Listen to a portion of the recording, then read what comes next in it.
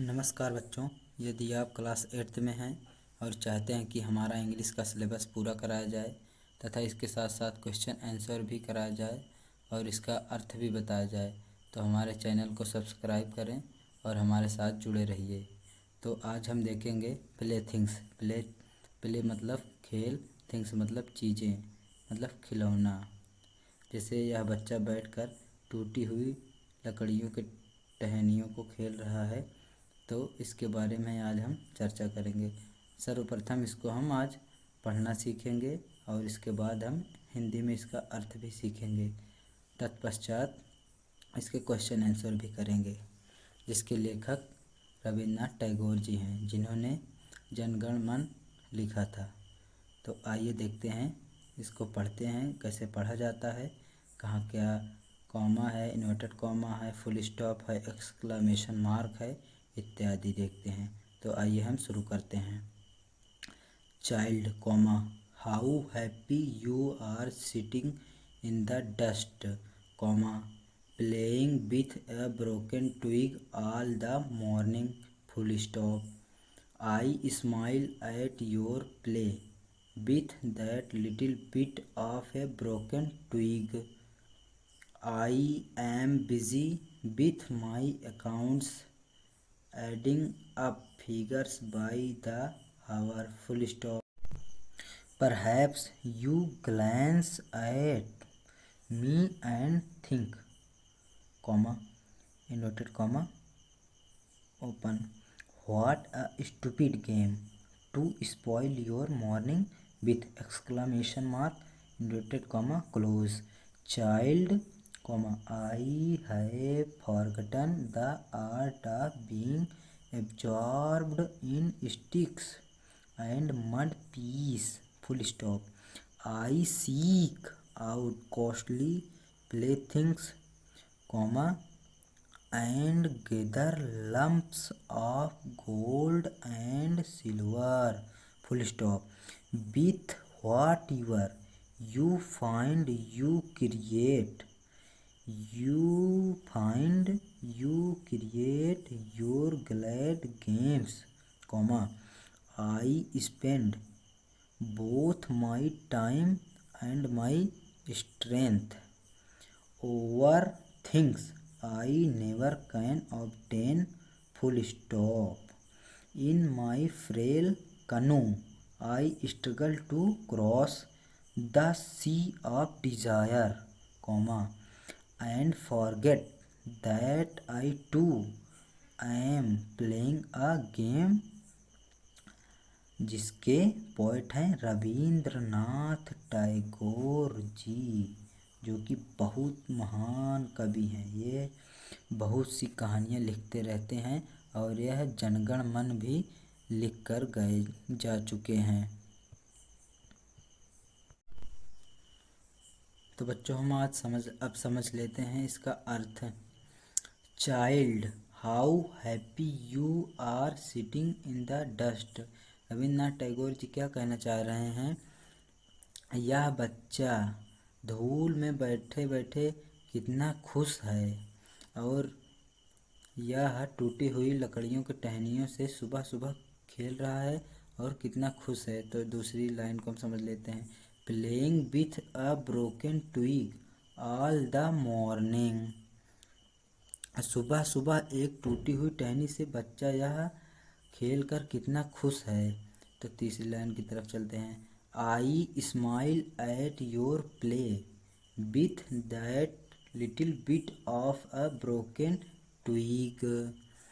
मैं उस छोटी सी टूटी हुई टहनी से तुम्हारे खेल को देखकर मुस्कुराता हूँ और बहुत खुश होता हूँ कि यह लड़का मिट्टी में बैठकर कैसे टूटी हुई टहनियों के साथ खेल रहा है।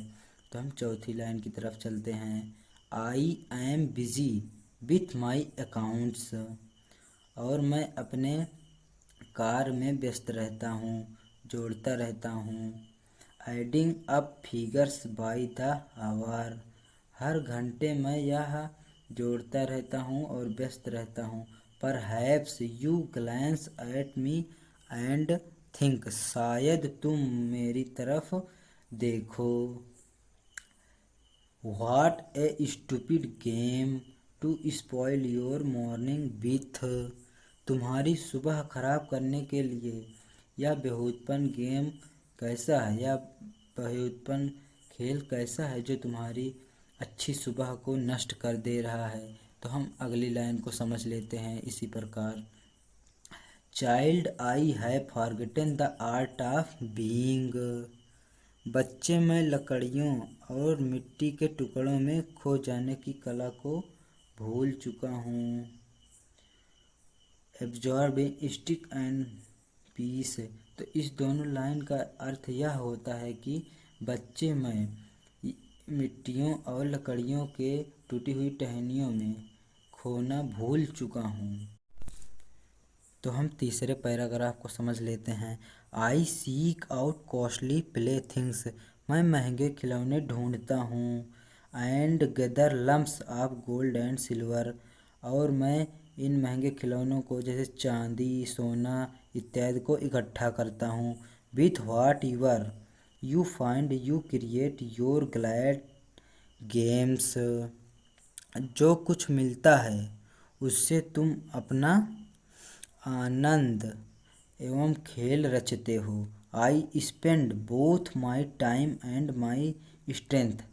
रविन्द्रनाथ टैगोर जी क्या कहना चाहते हैं, जो कुछ भी मिलता है आप अपना खेल खेलते हैं और आनंद लेते हैं, और मैं अपना समय और शक्ति इसमें दोनों बर्बाद करता हूँ आपको देखने के लिए। तो हम अपने चौथे पैराग्राफ की ओर चलते हैं, जैसा कि यह है।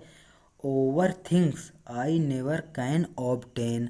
ऐसी चीज़ें जिन्हें मैं कभी हासिल ना कर सकूं। इन my frail canoe I struggle to cross the sea of desire. तो बच्चों आपको सही दिख रहा है, सही अर्थ समझ में आ रहा हो तो आप कमेंट एवं लाइक ज़रूर करें। Over things I never can obtain. ऐसी चीज़ें जिन्हें मैं कभी हासिल ना कर सकूं।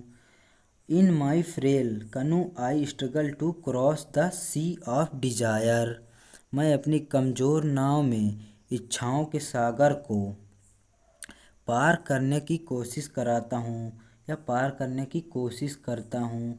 And forget that I too I am playing a game. Rabindranath Tagore ji क्या कहना चाह रहे हैं, और भूल जाता हूँ कि मैं भी एक खेल ही खेल रहा हूँ। जैसे कि यह बच्चा टूटी हुई टहनियों के साथ खेल खेल रहा है। रविन्द्रनाथ टैगोर जी यह कहना चाह रहे हैं कि मैं भूल जाता हूँ कि मैं भी खेल खेल रहा हूँ। तो हम समझ लेते हैं अब इसके क्वेश्चन और आंसर। इसके क्वेश्चन आंसर हम अपनी नोटबुक में लिख चुके हैं, जो कि आपके लिए बहुत ही इम्पोर्टेंट एवं शॉर्ट तरीका में है। चलिए हम देखते हैं। सबसे पहले आप देखेंगे जो यह स्पेलिंग दी गई है इसका अर्थ भी समझ लो। ट्विग, ट्विग मतलब टहनी। अकाउंट्स, अकाउंट्स मतलब लेखा जोखा। उसमें रविन्द्रनाथ टैगोर जी कह रहे थे कि मैं अपने लेखा जोखा में हमेशा खोया रहता हूँ, व्यस्त रहता हूँ। तो ग्लैंस का मतलब समझ लेते हैं। ग्लैंस, ग्लैंस मतलब नज़र डालना, एक नज़र में देखना। एब्जॉर्ब्ड, एब्जॉर्ब्ड मतलब तल्लीन हो गया। लम्प्स, लम्प्स मतलब ढीला। स्ट्रेंथ, स्ट्रेंथ मतलब बल शक्ति। फ्रेल, फ्रेल मतलब कमज़ोर। डिजायर, डिजायर मतलब इच्छा करना। कनू, कनू मतलब लंबी हल्की नाव। जो स्पेलिंग दी गई है इनका अर्थ दिया गया है, आपको याद कर लेना है, क्योंकि यह आपको पढ़ने के लिए, अर्थ समझने के लिए बहुत ही इम्पोर्टेंट होगा। तो हम देख लेते हैं अपने क्वेश्चन आंसर को। पहला क्वेश्चन है हमारा, where was the child sitting. बच्चा कहाँ बैठा था। Child was sitting in the dust. जो इस प्रकार हम अपनी नोटबुक में लिख चुके हैं। तो पढ़ते हैं, where was the child sitting. और यह क्वेश्चन मार्क, क्वेश्चन मार्क मतलब यह क्वेश्चन कर रहा है, प्रश्न पूछ रहा है। तो child was sitting in the dust, बच्चा धूल में बैठा था। तो दूसरे क्वेश्चन की ओर चलते हैं। What is the child playing with. तो इसका आंसर होगा child is playing with broken twig. तो क्वेश्चन नंबर 3 देख लेते हैं। Which activity was poet busy in. यह क्वेश्चन सबसे इम्पोर्टेंट है। Poet busy with his accounts, कवि अपने लेखा जोखा में व्यस्त था क्योंकि वह आवश्यक कार्य कर रहा था। चौथा नंबर क्वेश्चन देख लेते हैं। ये तो थोड़ा बड़ा है लेकिन अच्छा क्वेश्चन है, आपके एग्ज़ाम के लिए बहुत ही इम्पोर्टेंट है। इसमें हम IMP लगा लेते हैं। What has the poet forgotten question mark. तो इसका आंसर है poet forgotten the art of being absorbed in sticks and mud pies. तो पांचवा क्वेश्चन देख लेते हैं। What did the poet struggle to cross question mark. The poet struggle to cross the sea of desire in my frail canoe. Canoe मतलब नाव, छोटी नाव। Question number 6, what do you understand. Question number 6, what do you understand by the phrase. और inverted comma में है the sea of desire, inverted comma open, inverted comma close. Question mark we understand that over things I can never obtain.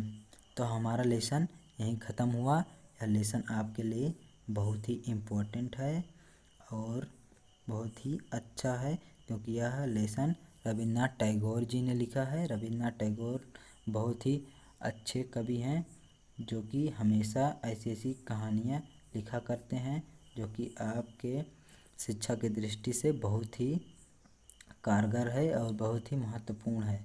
यदि आप चाहते हैं कि हमारे lesson का सभी क्वेश्चन आंसर कराया जाए और हिंदी में अर्थ भी समझाया जाए तो हमारे चैनल को सब्सक्राइब कर लें और हमेशा हमसे जुड़े रहें और पढ़ते रहें। धन्यवाद। जय हिंद।